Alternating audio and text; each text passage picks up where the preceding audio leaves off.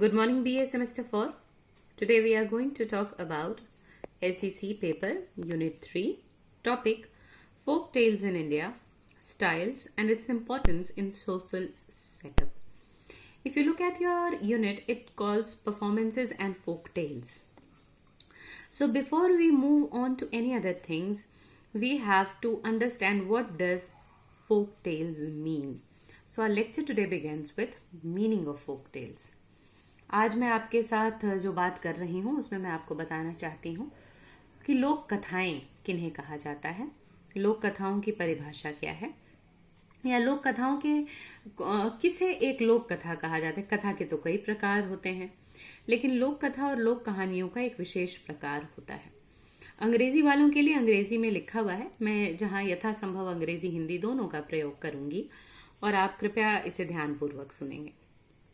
Now, what if you have a question, what is a folk tale? Then the answer is it is an oral narrative passed down from one generation to another generation. So it's not a written format of a story that is written in form of a text or in a form of fixed meters or fixed storyline, but it is a kind of an oral narrative that keeps on passing through oral mediums, through song, through different kind of recitations, processes, and other mediums that are practiced in societal setup to extend or to pass on from one generation to another generation.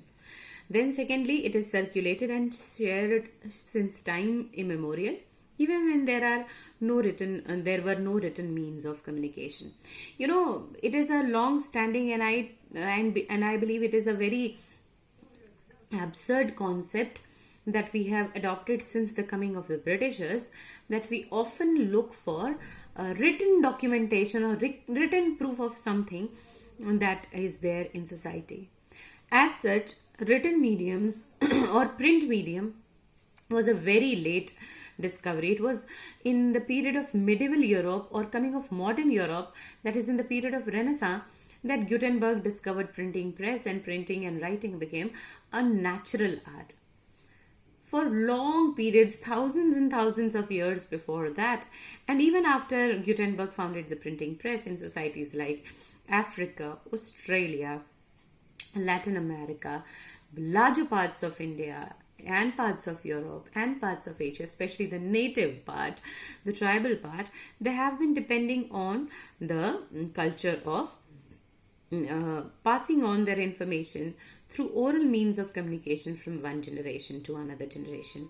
One of the kind of passing it on is the folk tales. Folk tales grow out of the community ways of living and imagination. That is one. It is not a static thing. Maybe part or there are some changes when it passes from one generation to another generation.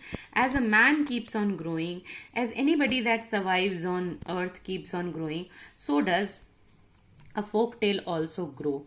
So folk tales is a community living thing. That is one very important aspect. लोक कथाओं के बारे में 3 चीजें बहुत महत्वपूर्ण हैं, आगे भी और हैं, मैं बताती हूँ। पहली जो 3 चीजें हैं, ये याद रखिए कि लोक कथाएं जो हैं वो मौखिक माध्यमों से एक पीढ़ी से दूसरी पीढ़ी पर जाती हैं। दूसरी ये कि ये बहुत लंबे समय से चली आ रही हैं और ये कहानियां हम एक निश्चित समय नहीं निर्धारित कर सकते कि इस साल, इस काल में, इस वक्त, इस घटना के बाद इसे लिखा गया। वो लंबे समयों में चली आती हैं। देखिए, मुझे तो ये लगता है कि ये बड़ा एक अजीब सा हमने इतिहास में एक बाध्यता बना ली है, विशेषकर जब से हम पर ब्रिटिश और अंग्रेजों का प्रभाव पड़ा है। हम ये मानने लगे हैं कि हमारे पास जिन चीजों की लिखित दस्तावेज हों वो तो सबूत है, और जो मौखिक है वो कल्पना है, जो मौखिक है वो झूठा है।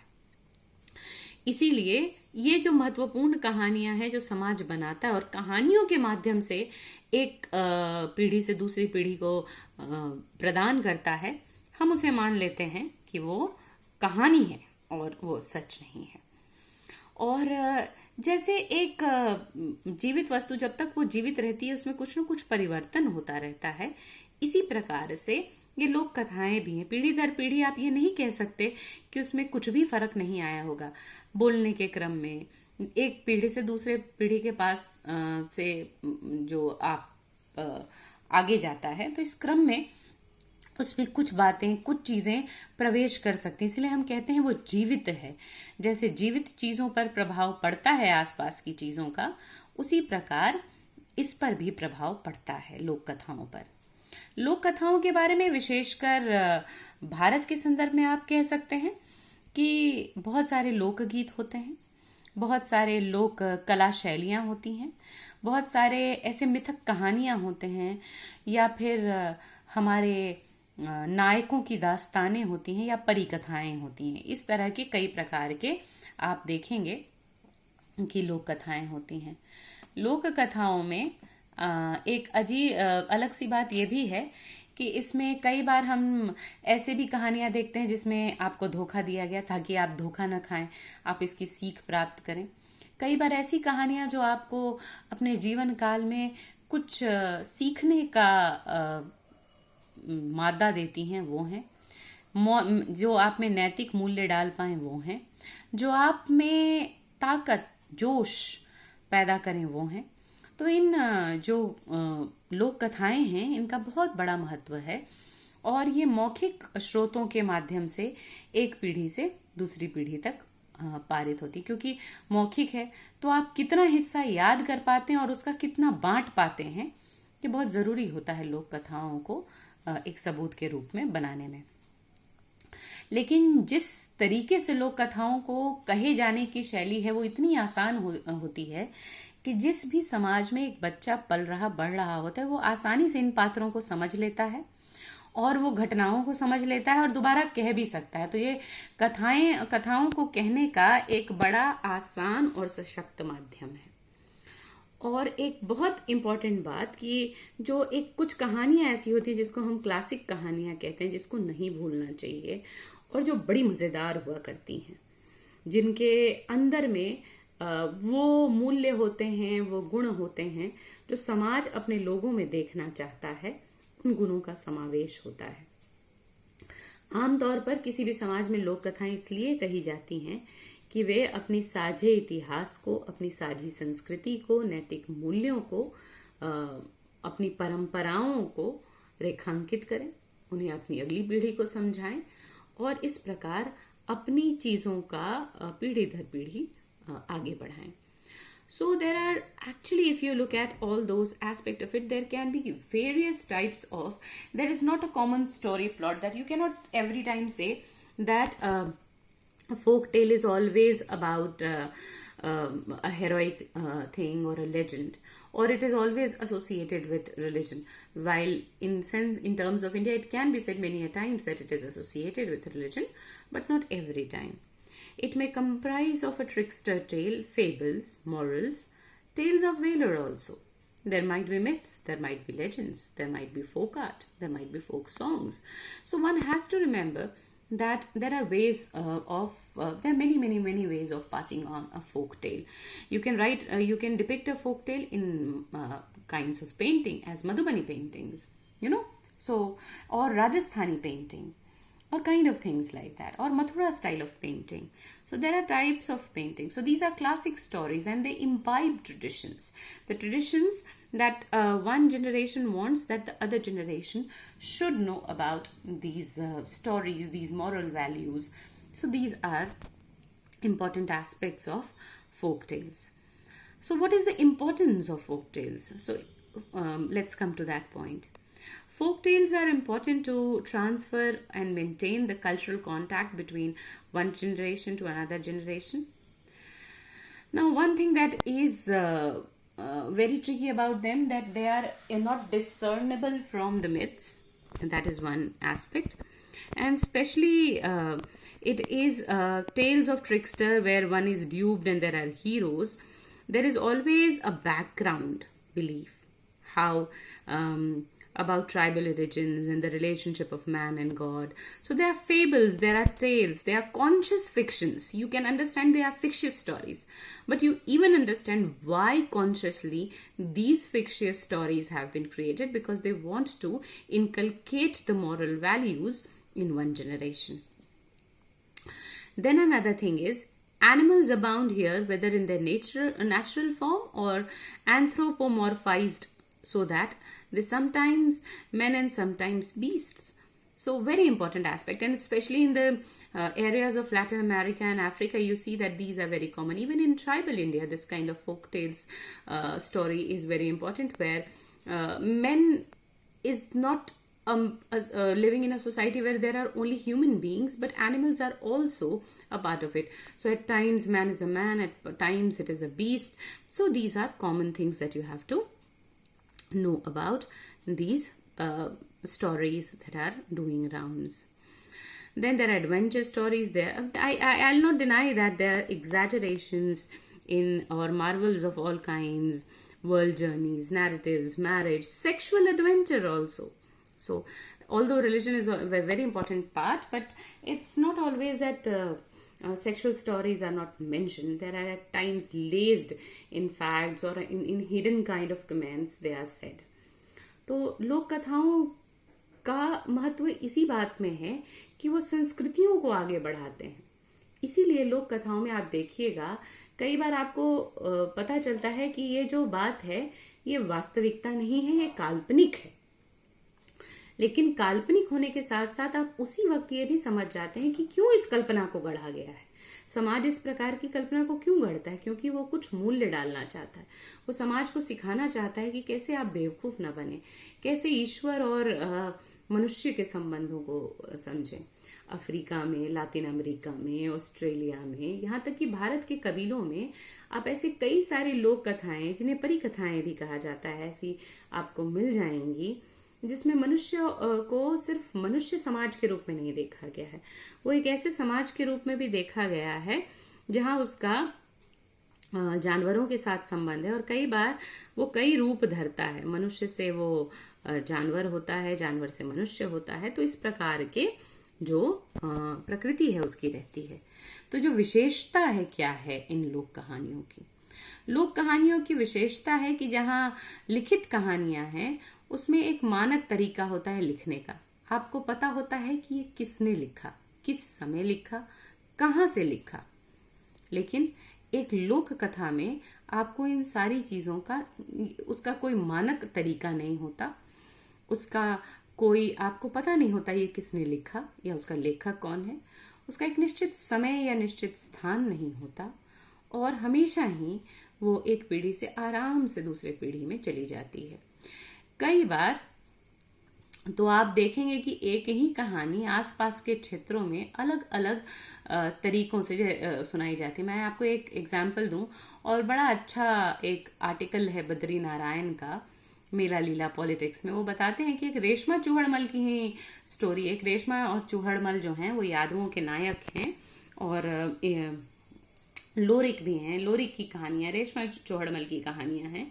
इनको अगर आप बिहार में देखिएगा तो मुजफ्फरपुर, गया, मगध के ही कई जिलों में इसको अलग अलग तरीके से बोला जाता है. तो एक कहानी के कई प्रकार हो सकते हैं लोक कहानियों में, और इसलिए इसमें आप देखिएगा मैंने क्यों कहा कि ये जीवंत कहानियां हैं. कहानियों में जीवन है क्योंकि ये अपने आसपास की परिस्थितियों के मुताबिक बदलती रहती हैं. और तीसरा ये कि इसमें आप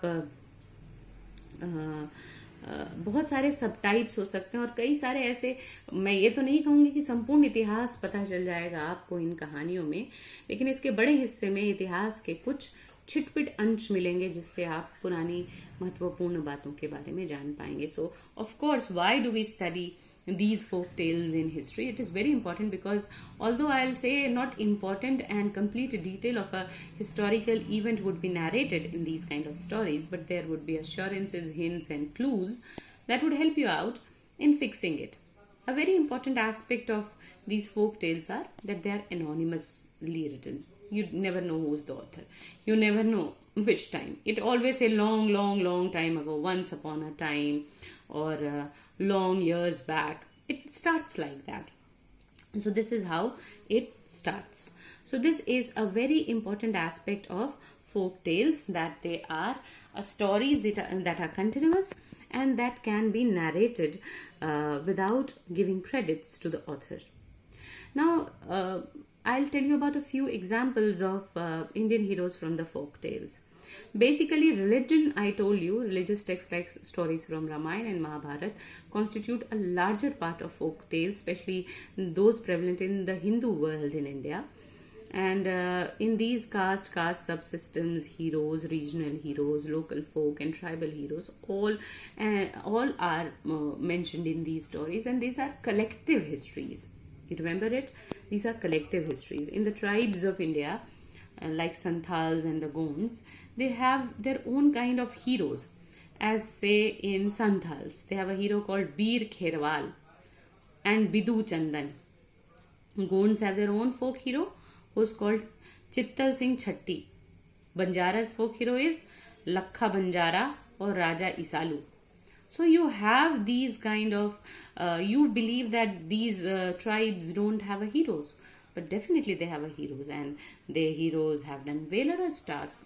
The definition of heroism might be different, but there are there.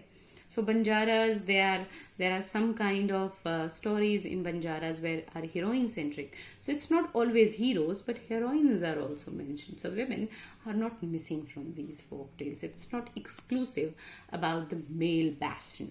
That is one thing that should be remembered.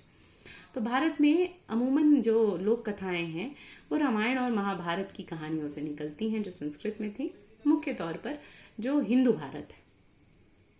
आप देखेंगे कि भारत में जाति प्रथा या फिर जातियों के उपजातियों की प्रथाएं हैं, तो इन नायकों में आप देखेंगे जाति प्रथा को तोड़ने वाला या जाति प्रथा में सुधार करने वालों के बारे में बात है। जहां तक आदिवासियों की बात है, तो जैसे संथाल आदिवासी, इनका अपना एक नायक होता है, जैसे बीर खेरवाल, बिदु चंदन संथालों के नायक हैं और इनके बारे में लोक कथाएं हैं। गोंडों के नायक हैं चित्तल सिंह छट्टी, और बंजारों के लोक नायक हैं लखा बंजारा और राजा इसालू। तो इस तरह के लोक नायक गढ़े जाते हैं। इन आदिवासियों के में भी नायक होते हैं, नायिकाएं भी होती हैं। अगर आपने कुछ कहानियां पढ़ी हो या आप जानते हो तो आपको पता होगा कि ऐसा नहीं है कि महिलाओं को इसमें जगह नहीं दी जाती, महिलाओं को भी अपना स्थान है। On the basis of how these tales have been recorded, we divide it into some periods. There is one edited volume by Harmony, Stuart H. Blackburn and A.K. Ramanujan have identified that there are 5 periods in Indian folk tales. तो 5 कालों में हम बांट सकते हैं। पहला काल क्या है भाई? तो जब भारतीय लोक कथाओं के बारे में एक तरह से जागरूकता है 19वीं शताब्दी में, 1835 में जैकब ग्रीन्स ने इसको लिखना शुरू किया। दूसरा काल आप कह सकते हैं जब विलियम क्रूक ने 2 वॉल्यूम में अपनी किताबों को पब्लिश कराया, और उन्होंने उत्तर भारत में 1894 में आरसी टेम्पल ने 4 वॉल्यूम में जो लोक कथाएं थी उनको लिखा। पंजाब में भी लोक कथाएं जो थी उनको भी नोट करने के प्रयास किए गए। इसी प्रकार आप देखेंगे कि अनेक तीसरा काल वो है जब शरद चंद्र जैसे लोग आए। तीसरा काल में जब लोग रिसर्च अनुसंधान करने फील्ड में गए और वहां से लोक कथाएं लाई। चौथा काल आप देसी नायकों को दे सकते हैं, जैसे वेरियर एल्विन, शरद चंद्र मित्रा, जिन्होंने बड़े पैमाने पर लिखा है मुरियाज के बारे में या बंगाली समाज के बारे में, उनकी लोक कथाओं के बारे में। और 5वां काल 1970 से लेकर अब तक चल रहा है, जहां जेडी स्मिथ, क्लॉज, ब्लैकबर्न और ऐसे कई सारे लोगों ने लोक कथाओं के बारे में लिखा है। तो लोक कथाएं इस प्रकार इतिहास का महत्वपूर्ण स्रोत हैं, जिन्हें सुना जाना, पढ़ा जाना और समझा जाना आवश्यक है। धन्यवाद।